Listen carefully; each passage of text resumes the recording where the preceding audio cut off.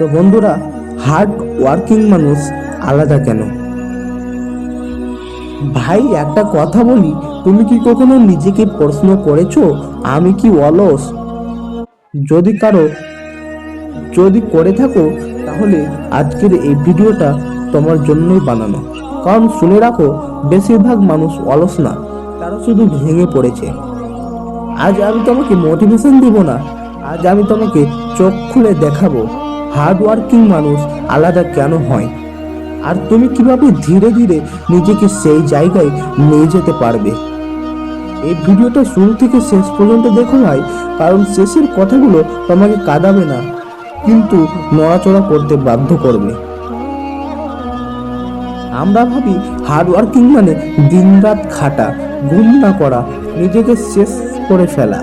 না ভাই, এইটা হার্ড ওয়ার্কিং না, সেলফ ডিস্ট্রাকশন হলো হার্ড ওয়ার্কিং। সায়েন্স বলে হার্ড ওয়ার্কিং মানে হলো মন চাই বা না চাই তবুও কাজ করা। হার্ড ওয়ার্কিং মানুষ আলাদা না, তারা শুধু এই একটা সিদ্ধান্ত নেয় আজ কাজটা করতেই হবে, যেমন করেই হোক করতেই হবে, কোনো বাহানা না, কোনো আপত্তি না। শুনো, একটা সত্যি কথা, মোটিভেশন আসে না বলেই তুমি কাজ শুরু করো না। কিন্তু সায়েন্স কি বলে জানো? সায়েন্টিফিক নেম হিসেবে ডোপামিন। সহজ ভাষায় এইটা হলো কাজ করতে ইচ্ছা হওয়ার কেমিক্যাল। সবচেয়ে বড় মিথ্যা হলো মোটিভেশন এলে কাজ করব, সত্যিটা হলো কাজ শুরু করলে মোটিভেশন আসে। তো বন্ধুরা, তোমরা এমন করিও না যাতে তোমরা ভাবো যে তোমাদের মোটিভেশন এলে তোমরা কাজ করবে, এমনটা কোনোদিনই করিও না। তোমরা করো যে কাজ শুরু করো, মোটিভেশন নিজের মনেই চলে আসে।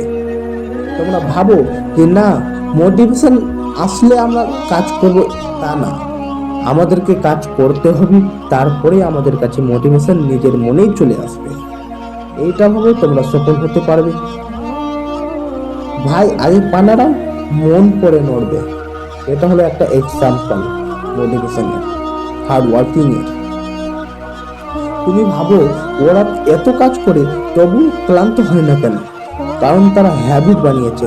ওরা এত পড়াশোনা করে তবুও তারা ক্লান্ত হয় না কেন? ওরা এত রাত জাগে পড়াশোনা করে তবুও ওরা ক্লান্ত হয় না কেন? আর আমি ক্লান্ত হয়ে যাই বন্ধুরা, কারণ ওরা তো হ্যাবিট বানিয়েছে, ওরা চেষ্টা করেছে। সহজ মানে অভ্যাসের চক্র।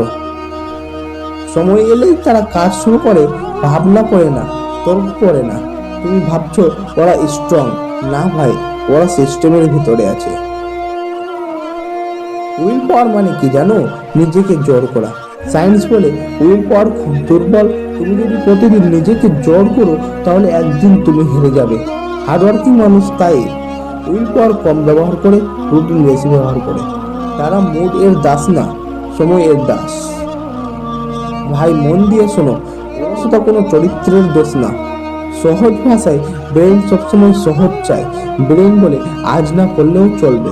হার্ডওয়ার্কিং মানুষ ব্রেন এর কথা শোনে না, তারা ভবিষ্যতের কথা শোনে। তাই সায়েন্টিফিক নিয়ম অনুযায়ী ইনার্টিয়া ব্রেক। ভাই, পাহাড় তুলতে গেলে হাত ভাঙবে, কিন্তু ছোট পাথর তুললে হাত শক্ত হবে। প্রতিদিন ছোট শুরু করো। মানে আমি বলতে চাই যে প্রতিদিন তোমরা সকাল সকাল উঠে 1 ঘন্টা 1.5 ঘন্টা এগুলো না ভেবে তোমরা ভাবো যে 5 মিনিট পড়বো আজ। তো তোমরা দেখে নিতে পারো বন্ধুরা, ট্রাই করে তোমার 5 মিনিট থেকে কখন যে 1 ঘন্টা 1.5 ঘন্টা 3 ঘন্টা 4 ঘন্টা পড়াশোনা করা হয়ে গেছে। দেখছি তোমার মা তোমাকে ডাক দিচ্ছে খাওয়া দাওয়া করার জন্য, ছেলে খেয়ে নাও খেয়ে নাও। তখন তুমি উঠছো হয়তো বা, তখন তুমি দেখছো টাইম, আমি যে 6টায় বসেছিলাম, তো এখন তো আমার 9:30 বেজে গেছে বা 10টা বেজে গেছে। তুমি 4 ঘন্টা 3.5 ঘন্টা এমনি পড়তে পারবে, তখন তোমার ফোকাসটা বেড়ে যাবে। আর তুমি যদি ভাবো বন্ধুরা এই 1 ঘন্টা পড়বো, তখন তোমাদের মাইন্ডসেটটা কিন্তু, মুডটা কিন্তু ড্রপ হয়ে যাবে। তোমার ভাবে 1 ঘন্টা পড়বো, কি 1 ঘন্টা পড়তে হবে? সালা, সকাল সকাল আমার শুধু মুডই খারাপ, সকাল সকাল 1 ঘন্টা পড়বো, এরকম ভাবনা আসবে বন্ধুরা। বন্ধুরা, সায়েন্টিফিক নিয়ম অনুযায়ী বায়োলজিক্যাল ক্লক, একই সময় কাজ করলে ব্রেন নিজে রেডি হয়। হার্ডওয়ার্কিং মানুষ সময় দেখে কাজ করে, মুড দেখে না। বুঝতে পারলে তো? হার্ড ওয়ার্কিং মানুষরা সময় দেখে কাজ করে, তারা মুড দেখে না। তো বন্ধুরা, আমি যেটা বললাম যে প্রত্যেকদিন 6টাতে উঠো, 6টার সময় উঠে পড়াশোনা করতে লাগলে 9টার দিকে উঠলে, তো সেইভাবে প্রত্যেক দিন 6টার দিকে উঠো। প্রত্যেক দিন তোমরা যদি 6টার দিকে উঠো, তাহলে তোমাদের মাইন্ডসেটটা একটু বদলে যাবে এবং মুডটাও কিন্তু ড্রপ হবে না, মুডটাও কিন্তু প্রতিদিন সেট হয়ে থাকবে। তখন তোমাদেরকে নিজেই একটা ভালো মনোভাব, তোমাদের নিজেদের মধ্যে একটা ভালো মনোভাব তৈরি হবে। সায়েন্টিফিক নিয়ম অনুযায়ী বলছে স্টিমুলাস কন্ট্রোল। তোমার চারপাশ তোমাকে চালায়, জায়গা বদলাও, জীবন বদলাবে। তো বন্ধুরা, যেমন কি আমি বলতে পারি যে তুমি বিছানায় বসে পড়ছো, তো বিছানা তোমাকে ঘুম পাড়াবে, কারণ বিছানা তো ঘুমানোর জায়গা, সেখানে ঘুম পাবে তোমাকে নিজে। যার কারণে তুমি সেই জায়গাটাকে বদলাও, চেয়ার টেবিলে বসে তোমার জীবনে বদলাবে।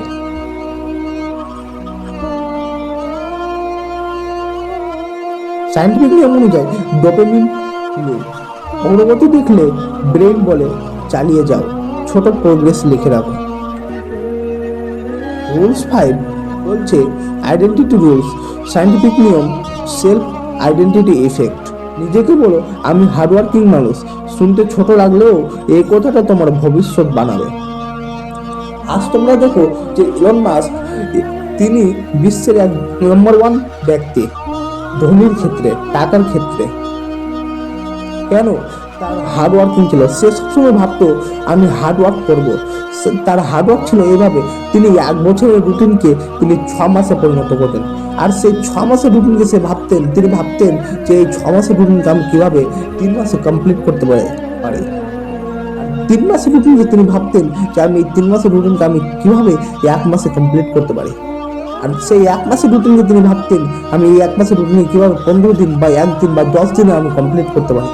এই তার দক্ষতা, এই তার হার্ডওয়ার্ক, এই তার পরিশ্রম।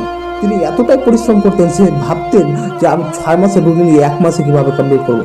6 মাসের রুটিনে 1 মাসে কমপ্লিট করা যায়? আদৌ যায়, কারণ তার সেরকম পরিশ্রম ছিল। তিনি 7 দিনের রুটিনকে কিভাবে তৈরি করতেন আপনারা জানেন? আমি এই নিয়ে একটা ভিডিও আপলোড করবো পরবর্তীকালে। ভিডিওটা কিন্তু প্রচুর বড় ভিডিও হয়ে যাবে, এখানে সেটা জয়েন করলে আমি শর্টকাটে বলে দিই, পরবর্তী ভিডিওতে আমি সেটা জয়েন করবো। পরবর্তী ভিডিওতে আমি এই কথাটা বলবো, একটা ভিডিও বানাবো এই নিয়ে। তো আমি শর্টকাটে বলবো, 7 দিনে যোগ করলে 7 দুনা 14 আর 4 7 28, 168 ঘন্টা হয়, যার মধ্যে তিনি 140 ঘন্টার মধ্যে শুধু কাজ করতেন। 140 আর কেউ বলে 110। তো সেভাবে পরিশ্রম করতে হবে বন্ধুরা। ভাই পারফেক্ট রুটিন চাই না, কনসিস্টেন্ট রুটিন চাই। সকাল কঠিন কাজ, দুপুর হালকা কাজ, আর রাত প্ল্যান। একদিন না, প্রতিদিন করতে হবে এমন। ভাই শেষ কথা বলি, আজ তুমি যদি নিজেকে বদলাও না, কাল কেউ এসে তোমার জীবন বদলাবে না। হার্ডওয়ার্কিং মানুষ জন্মায় না, তারা একদিন সিদ্ধান্ত নেয়। এই ভিডিওটা যদি তোমাদেরকে একটুও নাড়া দিয়ে থাকে, লাইক করো, সাবস্ক্রাইব করো। নিজেকে সত্যি বদলাতে চাইলে প্লিজ সাবস্ক্রাইব করো আর কমেন্ট করো আমি আজ থেকেই শুরু করব। কারণ ভাই, সময় কারোর জন্য অপেক্ষা করে না, কিন্তু ভবিষ্যৎ পরিশ্রমী মানুষকে খুঁজে নেয়। আজ ভাই, টাকা ছাড়া কোনো উপায় নেই।